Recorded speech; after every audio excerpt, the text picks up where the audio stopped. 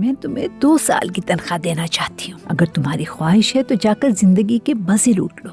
मैं कहती हूँ कसम से दिल से हलाल है और तुमसे बढ़कर खुशी मुझे होगी। ऐसा कभी नहीं होगा।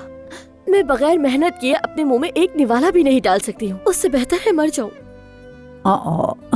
ये बातें तुम्हें जेब नहीं देती बेटा। तो फिर आप भी मुझसे ऐसी बातें ना कहें। मैं यहाँ बहुत खुश हूँ।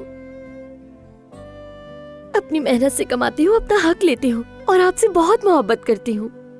वादा करती हूँ खुद को संभाल लूंगी। अब सब कुछ बेहतर हो जाएगा।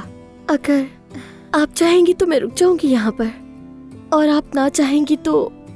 क्यों नहीं चाहूंगी बेटा।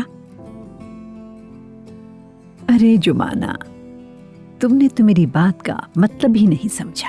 अभी भी बच्ची हो तुम। खैर, आ जाओ आ जाओ। हाय मेरी प्यारी बच्ची, हाय मेरी प्यारी बच्ची। आह